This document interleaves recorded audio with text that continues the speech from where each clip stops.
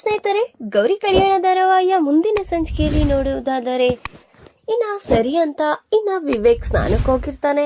ಅಷ್ಟೊತ್ತಿಗೆ ಗೌರಿಗೆ ಅವರ ಮಾವ, ಅಮ್ಮ ಅದು ಒಂದು ಅಲಂಕಾರ ಅವ್ರ ಡಿಸೈನರ್ದು ತಗೊಂಡ್ ಬಾಮ್ಮ ಫೈಲು ಅಂತ ಜ್ಞಾನೇಶ್ವರ್ ಅವ್ರು ಹೇಳ್ತಾರೆ.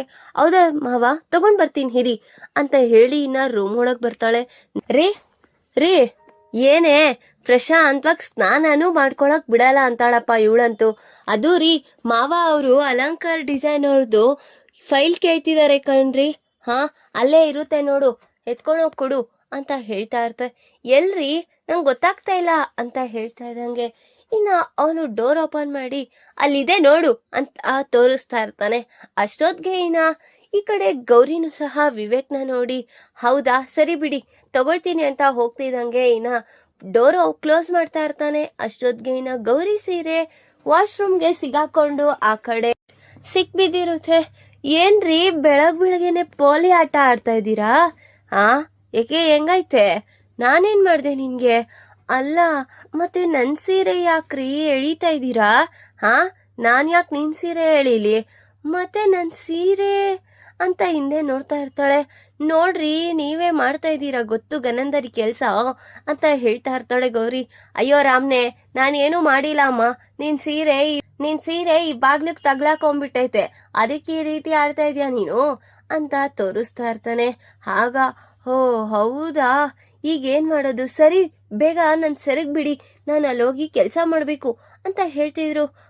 ಅವತ್ತು ನಾನು ಸ್ನಾನಕ್ಕೆ ಹೋಗಿದ್ದೀನಿ, ಒಂದ್ ಟವಲ್ ತಂದ್ಕೊಡು ಅಂದ್ರೆ ನಿನಗೆ ಟವಲ್ ತಂದ್ಕೊಡಕ್ಕಾಗಿಲ್ಲ ಅಲ್ಲ? ಇವಾಗ ನೀನ್ ಹೇಗ್ ಹೋಗ್ತೀಯ ನಾನು ನೋಡೇ ಬಿಡ್ತೀನಿ ಕಣೆ. ಯಾಕ್ರಿ ಇವಾಗ ಸತಾಯಿಸ್ತಾ ಇದ್ದೀರಾ? ಅಲ್ಲಿ ನನ್ಗೆ ಬೇಜಾನ್ ಕೆಲ್ಸ ಇದೆ ಬಿಡ್ರಿ ಅಂತ ಹೇಳ್ತಿದ್ರು ವಿವೇಕ್. ಬೇಕು ಅಂತ ಗೌರಿಗೆ ಇರಿಟೇಟ್ ಆಗೋ ರೀತಿ ಹಂಗೆ ವರ್ತಿಸ್ಕೊಳ್ತಾ ಇರ್ತಾನೆ. ರೀ ಸುಮ್ನೆ ಬಿಡ್ರಿ ಅಂತ ಹೇಳ್ತಾ ಇದ್ರು. ಅವ್ನ್ ಕೇಳ್ದಿರಾ ಅವನ್ ಪಾಡಿಗೆ ಅವನು ಯೋಚನೆ ಮಾಡ್ತಾ ಏನೋ ಒಂದು ಮಾಡ್ಲೇಬೇಕು ಅಂತ ಯೋಚನೆ ಮಾಡ್ತಾ ಇರ್ತಾನೆ. ಅಷ್ಟೊತ್ತಿಗೆ ಜ್ಞಾನೇಶ್ವರ್ ಅವರೇ ಬಂದು, ಯಾಕಮ್ಮ ಗೌರಿ ಏನಾಯ್ತು? ಫೈಲ್ ತಗೊಂಡ್ ಬಾ ಅಂದೆ ಅಲ್ವಾ? ಅದು ಮಾವ ಒಂದ್ ನಿಮಿಷ ಅಂತ ಹೇಳ್ತಿದ್ದಂಗೆ, ನಿನ್ಗೇನೋ ಆಗೋಗ್ಬಿಟ್ಟಿದೆ ಬಿಡು, ನನಗೆ ಗೊತ್ತಾಯ್ತು. ಎಲ್ಲಿದೆ ಫೈಲು? ಅಲ್ಲೇ ಇದೆ ನೋಡಿ ಮಾವ. ಸರಿ ಬಿಡು, ನಾನೇ ಎತ್ಕೊಂಡು ಹೋಗ್ತೀನಿ ಅಂತ ಹೇಳಿ ಜ್ಞಾನೇಶ್ವರ್ ಅವರೇ ಎತ್ಕೊಂಡು ಹೋಗ್ತಾರೆ. ರೀ ಬಿಡ್ರಿ, ಅಲ್ಲಿ ಮಾವ ಬಂದಿ ಫೈಲು ಅಂತ ಕೇಳ್ತಿದ್ದಾರೆ, ಬಿಡ್ರಿ. ಅಯ್ಯೋ ಬಿಡು, ಬಂದ್ರೆ ಬರ್ಲಿ, ತಗೊಂಡೋದ್ರು ತಾನೆ, ಮತ್ತೆ ನಿನ್ ನಾಟಕ ಅಂತ ಹೇಳ್ತಿದಂಗೆ ಸರಿ ಅಂತ ಸೀರೆ ಸೆರ್ಗನ್ ಬಿಡ್ತಾನೆ. ಅಷ್ಟೊತ್ಗೆ ಡೋರ್ ಓಪನ್ ಮಾಡ್ತಿದ್ದಂಗೆ ಗೌರಿ ಹೇಗಾದ್ರೂ ಇವ್ರಿಗೆ ಬೆಚ್ಚ ಬೀಳಿಸ್ಬೇಕಲ್ಲ ಅಂತ ಕೂಗಿದ್ ನೋಡಿ, ಹಸುನ ಎಮ್ಮೆನ ಆ ರೀತಿ ಕೂಗೊಳ್ತಾ ಇದ್ಯಾ ಅಂತ ಎದುರಿಸ್ತಾ ಇರ್ತಾನೆ. ಆಗ ಅವಳು ಸರಿ ರೀ ನಾನ್ ಹೋಗ್ತೀನಿ ಅಂತ ಹಿಂದೆ ಮುಂದೆ ನೋಡ್ದಿರಾ ಓಡೋಗ್ತಾ ಇರ್ತಾಳೆ. ಧಾರಾವಾಹಿಯ ಪ್ರತಿಯೊಂದು ಸಂಚಿಕೆ ತಪ್ಪದೆ ನೋಡಬೇಕಾದರೆ ನಮ್ಮ ಜ್ಯೋತಿರ್ಭವ ಚಾನೆಲ್ನ ಈಗಲೇ ಸಬ್ಸ್ಕ್ರೈಬ್ ಮಾಡ್ಕೊಳ್ಳಿ. ಹಾಗೆ ಪಕ್ಕದಲ್ಲಿರುವ ಬೆಲ್ ಬಟನ್ ಅನ್ನು ಪ್ರೆಸ್ ಮಾಡಿ ಅದರ ಆಲ್ ಆಪ್ಷನ್ ಸೆಲೆಕ್ಟ್ ಮಾಡ್ಕೊಳ್ಳಿ. ಇದರಿಂದ ನಾವು ರಿಲೀಸ್ ಮಾಡುವಂತಹ ಸಂಚಿಕೆ ಅಪ್ಡೇಟ್ ನೋಟಿಫಿಕೇಶನ್ ಸಿಗುತ್ತೆ. ಈ ಕಡೆ ನೋಡಿದ್ರೆ ಮೋನಿಕಾ ಅವ್ರಿಗೆ ಬೇಕಾಗಿರೋ ಬಟ್ಟೆನ ಬುಕ್ ಮಾಡ್ಕೊಂಡಿರ್ತಾಳೆ.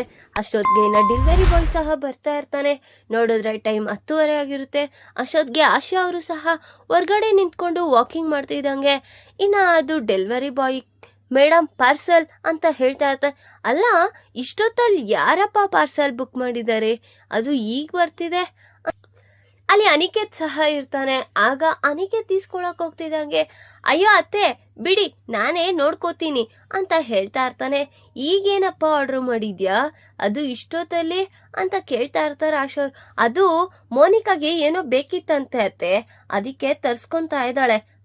ಅವಳಿಗೆ ಏನ್ ಬೇಕಿತ್ತಂತೆ? ಏನಾದ್ರೂ ಬೇಕು ಅಂದ್ರೆ ನಮಗೆ ಹೇಳ್ತಿದ್ಲಲ್ವಾ ಅಂತ ಕೇಳ್ತಿದ್ದಂಗೆ, ಸರಿ ಕೊಡು, ಆ ಪಾರ್ಸಲ್ ಅಲ್ಲಿ ಏನಿದೆ ಅಂತ ಚೆಕ್ ಮಾಡೋಣ ಅಂತ ಹೋಗ್ತಾ ಇರ್ತಾಳೆ. ಅಯ್ಯೋ ರಾಮ ಏನಪ್ಪ ಮಾಡೋದು, ಇದ್ರಲ್ಲಿ ಮೋನಿಕಂಗ್ ಬೇಕಾಗಿರೋ ತುಂಡ್ ಬಟ್ಟೆಗಳಿದಾವೆ, ಅದಲ್ದಿರೋ ಇವಾಗ ಅತ್ತೆ ಕೈಗೆ ಬೇರೆ ಸಿಕ್ಕಿದೆ, ಏನೇನಾಗುತ್ತೋ ರಾಧ ಅಂತ ಅನಿಕೇತ್ ಯೋಚನೆ ಮಾಡ್ತಿದ್ದಂಗೆ ಆ ಕಡೆಯಿಂದ ಮೋನಿಕಾ ಬಂದು ಆ ಕೊಟ್ಟಿರೋ ಪಾರ್ಸಲ್ನ ಹಾಗೆ ಕಿತ್ಕೊಂಡು ಹೊಡೋಗ್ತಾಳೆ.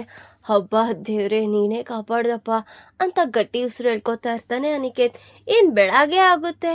ಈ ಕಡೆ ನೋಡಿದ್ರೆ ಅವ್ರವ್ರ ದಿನಚರಿ ಕೆಲ್ಸನ ಅವರು ಮಾಡ್ಕೊಳ್ತಾ ಇರ್ತಾರೆ.